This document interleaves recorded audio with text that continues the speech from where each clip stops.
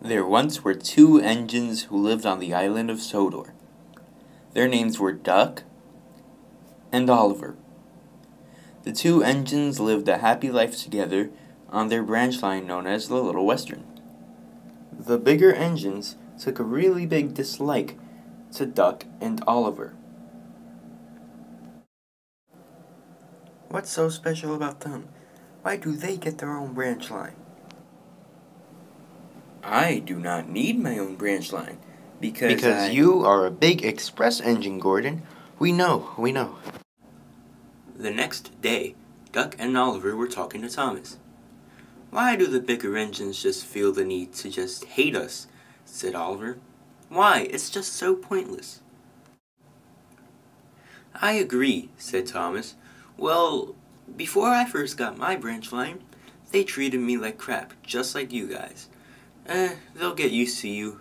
Don't worry, eventually they will get used to you."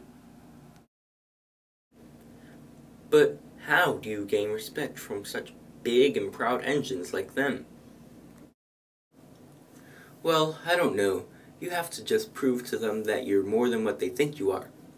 Well, anyways, my passengers are getting impatient, so I must go. Goodbye and good luck."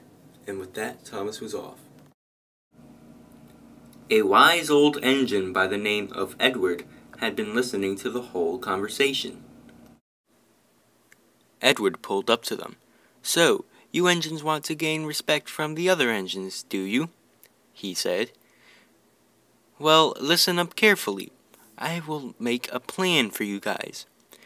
They all whispered to each other about the plan. Somebody had left a long line of freight cars blocking Knapford Station. Gordon had went to go pick up his express coaches. He did not notice the trucks that were blocking the station. Without Gordon being warned, he smashed into the trucks, and his tender was derailed.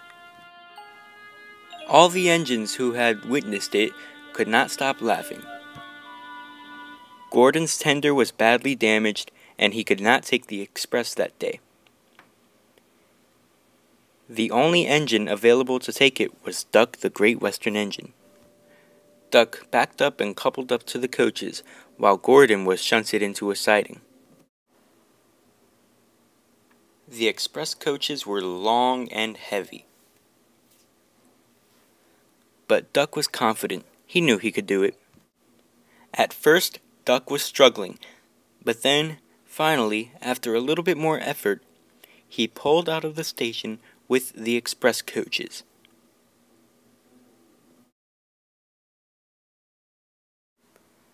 "Hey, I'm actually doing it. I'm actually pulling the express." Gordon was in a complete state of shock. Duck was having so much fun that he nearly forgot that he was a Great Western engine. He thought that he was a big express engine. "Woo woo," Duck cried. "Big express engine coming through." I've always wanted to say that. Duck soon pulled into the station. He was very much out of breath. He met Edward there. "Hello, Edward. How are you right now?" "You must be very out of breath," chuckled Edward. "Maybe you should drink some water."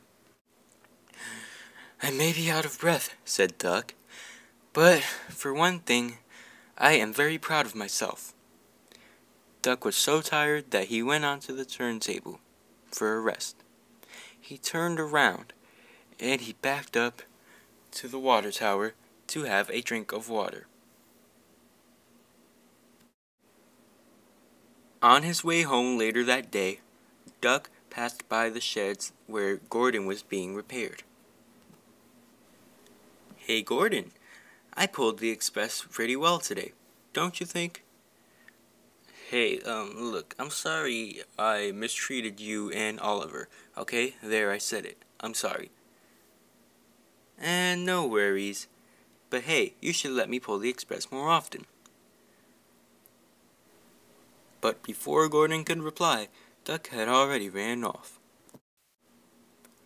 Later that night in the shed, Duck was feeling pleased with himself. "But I couldn't have done it if it weren't for Edward," he whispered to himself. What the other engines did not know is that Edward purposely put the trucks there so that Gordon would crash.